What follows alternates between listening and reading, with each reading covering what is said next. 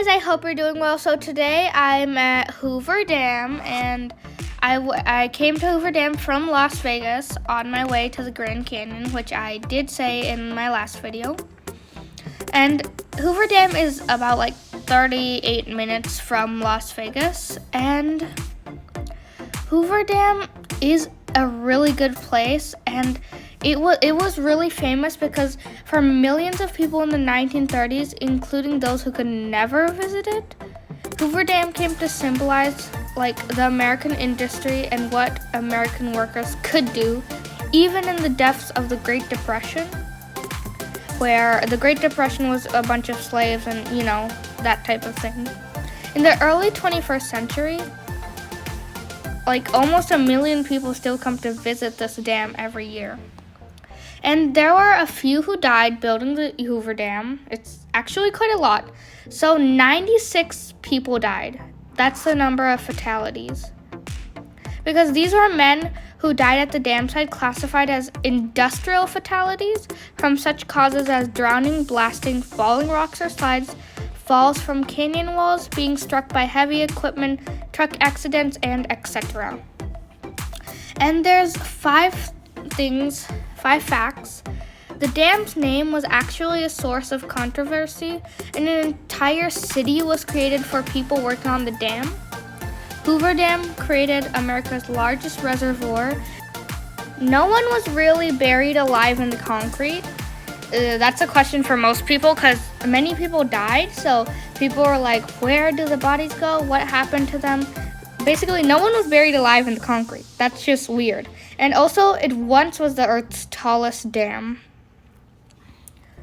And the Hoover Dam, it's not the tallest dam in the world.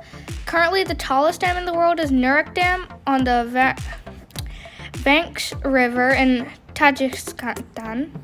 It's 984 feet, like 300 meters tall, while Hoover Dam is 726.4 feet, which is about 221.3 meters tall. Today, Hoover Dam still ranks in the top 20 of the tallest dams in the world, but only in the concrete, gravity, and arch categories. Like, if catastrophe struck the Hoover Dam and it broke, a lot of water from Lake Mead would be released. That water would literally cover an area of 10 million acres, 4 million hectares, and it would also be 1 foot deep. The Hoover Dam is expected to last like 10,000 years, even though people expect it to last for centuries. We predict that it could last for more than 10,000 years, surpassing most remnants of human civilization. Because if humans were to disappear, this Hoover Dam would last longer than us. It's considered to be an engineering masterpiece, but that doesn't mean it's indestructible. But shaking from a distant earthquake isn't a major threat, but it's not the shaking you would expect. Hoover Dam is currently 590 feet deep.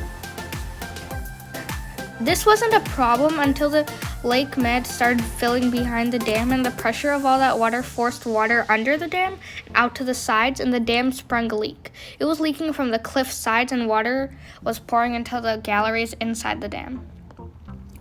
And as you can see, Hoover Dam is one of the biggest dams, and so it took 5 years to pour the concrete for Hoover Dam. The contractors were allowed 7 years from April 20, 1931, but concrete placement in the dam was completed May 29, 1935, and all features were completed by March 1, 1936. It's called Hoover Dam because it's named for Mr. Herbert Hoover, the nation's 31st president. When the construction of the dam was when the idea was built,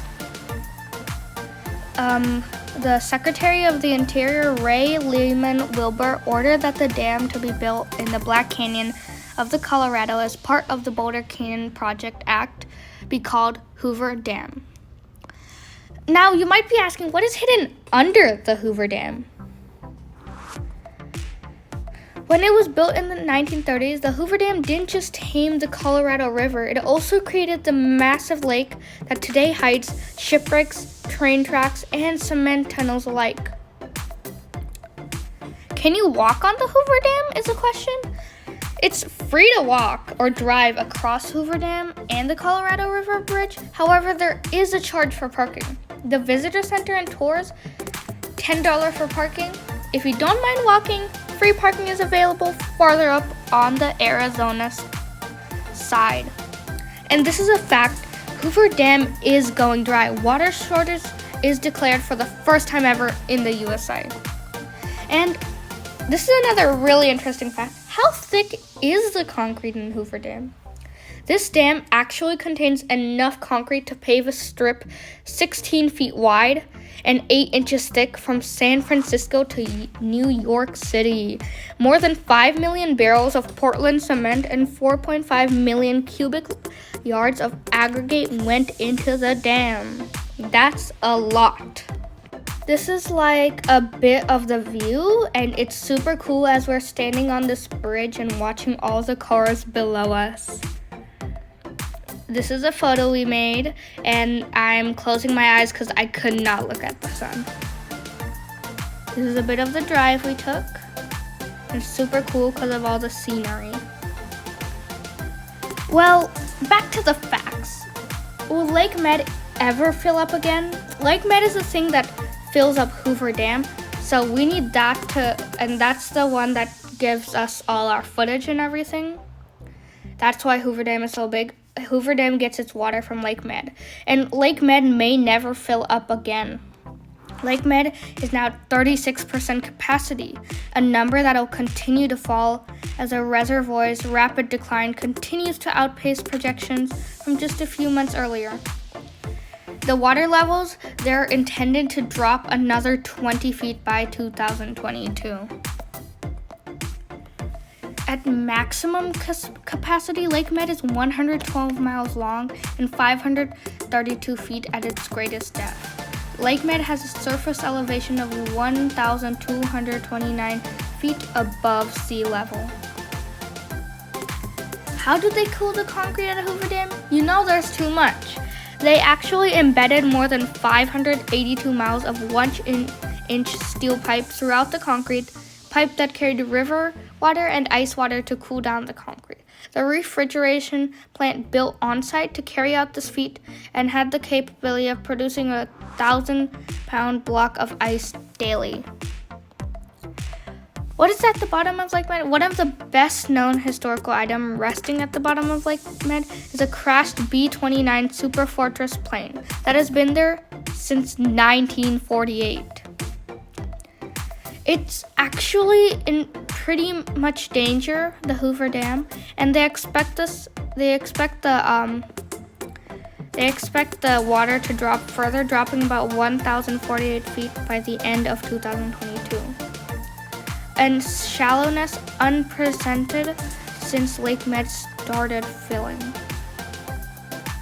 Why is Lake Med even running out of water? It's the long-term drying and warming of the American West, and it's going to continue, and it's going to get worse. That's about the end of the river. If we don't act fast and safe, it's going to be a big one. Lake Med was last full in